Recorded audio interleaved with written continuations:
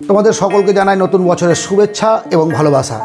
আগামী 2024 সাল প্রত্যেকের ভালো কাটুক, ভালো থেকো, অতীতটাকে ভুলে যাও। আজ থেকেই নতুন একটা সকালে তুমি পদার্পণ করবে, যে সকালটি 2024 সালের। শুভ হোক তোমাদের পথ চলা আগামী দিনের। আজকে আলোচনা করব 5 রুলস অফ লাইফ। জীবনে যদি তুমি ধনী, সাকসেস, সফল, অ্যাচিভ করতে চাও তোমার গোল, সেটা যে কোনো হতে পারে, যে কোনো কিছু গোল হতে পারে। প্রত্যেকটা মানুষের এম এর অ্যাম্বিশন আলাদা। প্রত্যেকে চায় তার নিজের মতো করে স্বাধীন হতে, নিজের মতো করে জীবনে সাফল্য। যদি চাও 2024 সাল তুমি তোমার ক্যাপচারে রাখবে, তোমার গ্রিপের মধ্যে রাখবে, তাহলে এই 5 রুলস, এই 5টা নিয়ম প্রথম দিন থেকে তুমি কিন্তু ফলো করতে শুরু করো। যদি করো অবশ্যই তোমার ইচ্ছে পূর্ণ হবে, অবশ্যই তোমার ইচ্ছে পূর্ণ হবে। সফলতার জন্য শুধুমাত্র পরিশ্রম করলেই হয় না। প্রচুর ট্যালেন্ট আছে, তার মানে এই নয় যে তুমি সফল হবে। ট্যালেন্ট, হার্ডওয়ার্ক, স্মার্টলি হার্ডওয়ার্ক, সমস্ত কিছুর সমন্বয়ে কিন্তু আসে সাকসেস। সাকসেস মিনস অনেকের অনেক কিছু হতে পারে। আমি আবারও বলছি, অনেক ভিডিওতে এই কথাটা বলেছি, আমার পুরোনো দিনের ভিডিওতে। যারা ধনী হতে চাও তাদের সাকসেস মানি, যারা ভালো বিজনেস করতে চাও তার সাকসেস বিজনেস। কেউ একজন গিটারিস্ট হতে চায়, গান করতে চায়, কেউ ভালো রাইটার হতে চায়, কেউ বা আগামী দিনে চায় একজন ইউটিউবার হয়ে সমাজের মুখে তার নিজের পরিচয়টাকে প্রকাশ করতে অন্য এক রূপে। যার যেটা ইচ্ছে সে সেইভাবেই এই 5টা নিয়মকে জীবনে অ্যাপ্লাই করো, জীবনে প্রতিষ্ঠিত হবে। ইয়েস, প্রথম পয়েন্ট হচ্ছে সেট ইয়োর গোল। তুমি কি চাও সেটাকে তুমি জানো, যেটা আমরা অনেকে জানি না। আর জানি না বলেই কিন্তু লক্ষ্য ভ্রষ্টের মতো একটা পথকে অতিক্রম করার পর আর একটা পথে আমরা পা দিতে পারি না। আমি কোথায় যাব যদি না ভাবি, দরজাটা খুললাম, দরজা খুলে বাইরে বেরিয়ে গেলাম, বাইরে বেরিয়ে গিয়েই কি আমি ঠিক আমার লক্ষ্যে পৌঁছাতে পারবো? কিন্তু জানি না কোথায় যাব, জানি না তুমি কোথায় যাবে। তুমি যদি রাস্তায় নামো আর তোমার অ্যাম্বিশন ঠিক থাকে, তাহলে তুমি কোথায় যাবে কাউকে জেনে নিয়েও পৌঁছাতে পারবে। যে সেই রাস্তাটা চেনে তাকে সঙ্গে নিয়ে যেতে পারো, বা সে তোমাকে বলে দেবে যে এইভাবে যাও। সো অবশ্যই তুমি জীবনে কি চাও সেটা আগে পুরোপুরি ভালোভাবে সেট আপ করো। আবারও বলছি, set your clear goal. Clear গোল কেন বললাম আবার? কারণ স্পেসিফিক হতে হবে। তুমি কি চাও, একটা নির্দিষ্ট গোল তোমার কাছে থাকবে, মেজারেবল হবে। তুমি এমন একটা গোল সেট করলে যেটা তোমার দ্বারা করা সম্ভব নয়, সেটা তো হবে না। আমার ডানা নেই, আমি আকাশে উড়ে বেড়াবো। হ্যাঁ, হেলিকপ্টারের দ্বারা বা এরোপ্লেনের দ্বারা আমি হয়তো কোথাও গিয়ে পৌঁছাতে পারি, বাট আমার ইচ্ছে মতো একটা গাছের ডালে বসবো আর একটা গাছের ডালে বসবো, সেটা হয় না, সেটা তুমি পারবে না। তোমাকে কারো সাহায্য নিতে হবে। সো মেজারেবল গোল হবে যেটা তোমার দ্বারা অ্যাচিভ করা সম্ভব। লাফিয়ে আমি চাঁদে উঠতে পারবো না, বা একটা বড় নদী লাফিয়ে পেরোতে পারবো না। অ্যাচিভেবল, যেটা সম্ভব অ্যাচিভ করার, সেটা তোমাকে দেখতে হবে যে আমি এটা অ্যাচিভ করতে পারবো কি না।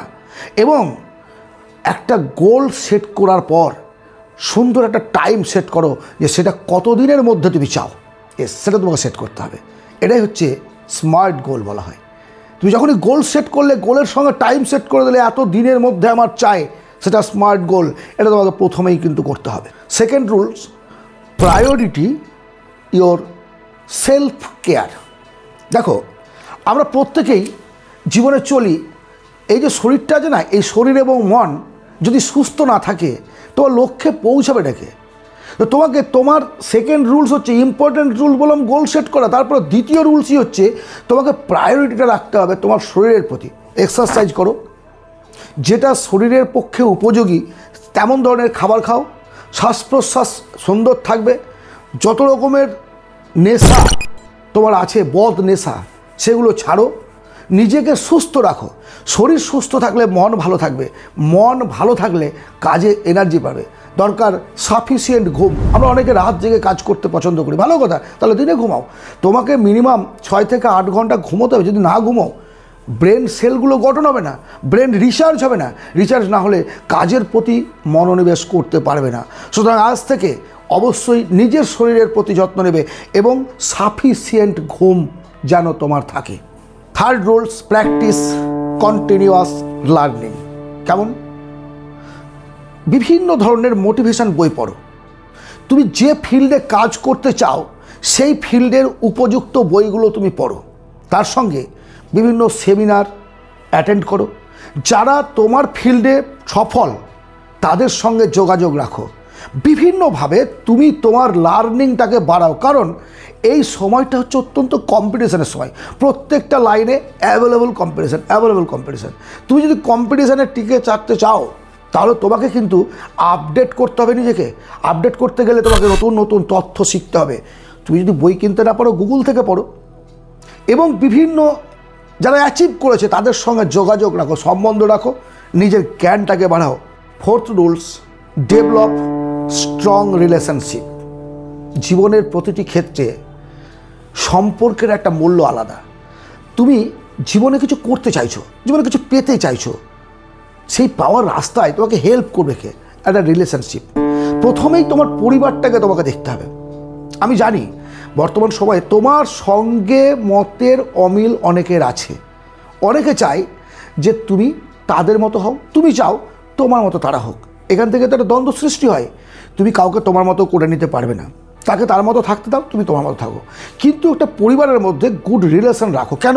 তুমি বাড়ি আসার পরে যদি একটা অশান্তির পরিবেশ থাকে, ক্রিয়েটিভিটি নষ্ট হবে। তুমি কী করতে চাইছো সেটা তুমি আর করতে পারবে না, এনার্জি পাবে না। মনের মধ্যে যদি অশান্তি থাকে তাহলে কোনো কিছু ভালো লাগবে না। সো যদি নিজের জীবনের উন্নতি চাও, লক্ষ্যে পৌঁছাতে চাও, তাহলে পরিবারের শান্তি বজায় রাখো। ফ্রেন্ডশিপ, বন্ধুত্ব তৈরি করো। তোমার যে বন্ধু সার্কেলটা আছে থাক, তাদের মধ্যে আমি বলেছি যারা খারাপ তাদেরকে কেটে বাদ দাও, নতুন বন্ধু ঢোকাও।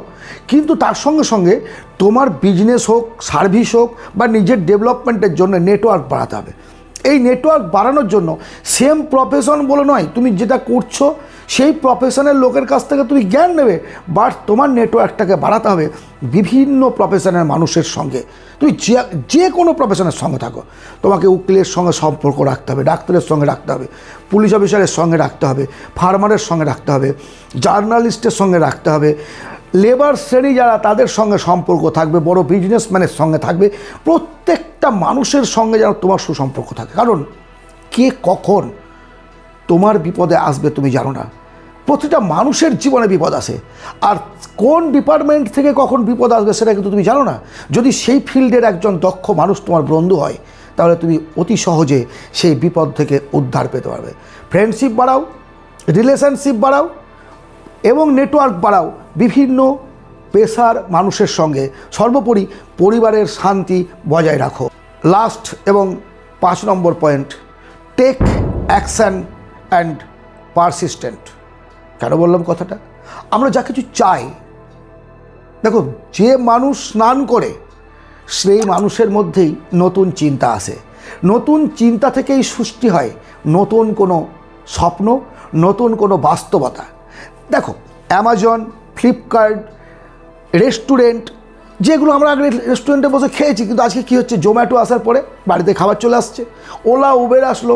এগুলো থিঙ্কিং থেকে তো প্রতিটা মানুষের মাথায় কিন্তু চিন্তা আসে। বললাম যে স্নান করে তার মধ্যে চিন্তা আসে, অর্থাৎ খুব ভালো একটা জায়গা সেখানে।